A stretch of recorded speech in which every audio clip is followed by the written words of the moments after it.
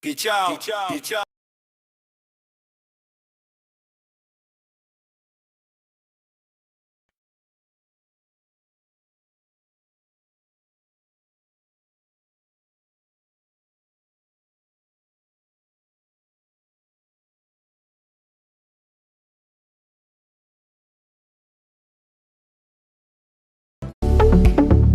Assalamualaikum warahmatullahi wabarakatuh. Kami dari tim tugas akhir tahun 2026 dengan judul utama perancangan emulator pembangkit listrik tenaga Pico-Hydro berbasis PMSM dan PMSG dengan pengontrolan torsi melalui variabel frekuensi drive dengan metode sensorless vector control. Dengan saya Muhammad Teguh Akmaluddin Rais dengan NIM 210601221 dengan judul perancangan sistem constant power pada pembangkit listrik tenaga Pico-Hydro berbasis feed forward control.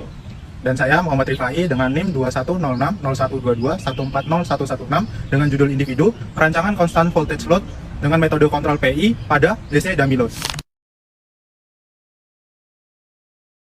Pengujian sensor tegangan, yaitu pengujian yang ditujukan untuk mengetahui tegangan aktual dan tegangan sensor, di mana di sini tegangan aktual dan sensor mirip sekali, nilainya hanya beda sedikit untuk selisihnya. Berikut merupakan grafik yang disediakan untuk tegangan aktual tegangan sensor dengan nilai yang sangat tipis. Tegangan ini bisa dijadikan nilai pembagi untuk power reference yang telah kita tentukan. Sebenarnya adalah pengujian karakteristik torque control pada VFD, yaitu di set point 50%, 10%, dan 100% untuk mengetahui pengaruh perubahan torsi terhadap daya pada beberapa kondisi pembebanan, yaitu ketika resistansi gede dan juga resistansi besar juga resistansi kecil. Bisa dilihat bahwa ketika torsi 50% terjadi drop daya dan juga di torsi 70% 100 tidak jadi drop daya, sehingga torsi 70% optimal untuk sistem yang telah kita susun. Pengujian sistem constant power pada referensi daya dan referensi beban, yaitu pengujian ini bertujuan untuk mengetahui fungsi kontrol power dalam mekanisme power menyerap pada nilai referensi yang telah ditentukan ketika jadi beban resistif.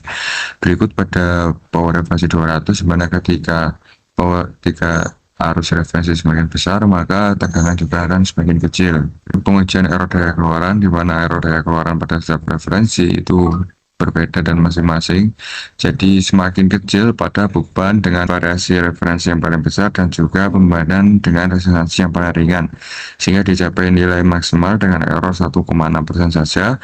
Dan untuk error terbesar ada di 53,3% pada error power referensi 400 dengan resistansi beban yang besar atau dengan daya yang paling kecil. Pengujian sistem terintegrasi, yaitu dari daya aktual pada sistem CP dan juga daya integrasi pada sistem CV, sehingga error yang didapatkan mengecil dari 24 ke 6,6 dan 5,2% ke 3,6.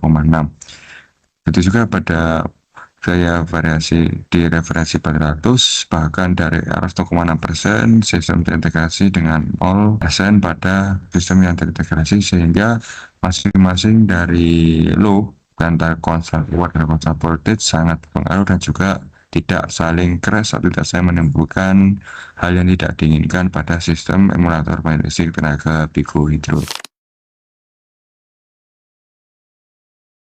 Rangkaian PWM DC chopper Arduino Uno sebagai otak dari pengontrol alat driver TLP250 sebagai alat untuk memberikan sinyal PWM agar tegangan bisa dinaikkan atau diturunkan. Ini adalah foto dari alat yang saya buat, di mana nanti LCD akan menampilkan hasil dari tegangan aktual dan duty yang sedang bekerja. Diagram blok dari sistem constant voltage response system saat power 400 watt. Pada grafik hubungan tegangan dan arus total power 400 watt bisa dilihat bahwa tegangan stabil di 52 volt. Yang menandakan bahwa power ref yang diberikan sudah cukup untuk menjalankan sistem dengan beban yang divariasikan. Lalu pada grafik hubungan daya dan tegangan pada power ref 400 bisa dilihat juga bahwa tegangan stabil di 390 volt karena daya yang diberikan sudah cukup dan nilai tegangan yang stabil di 52 volt.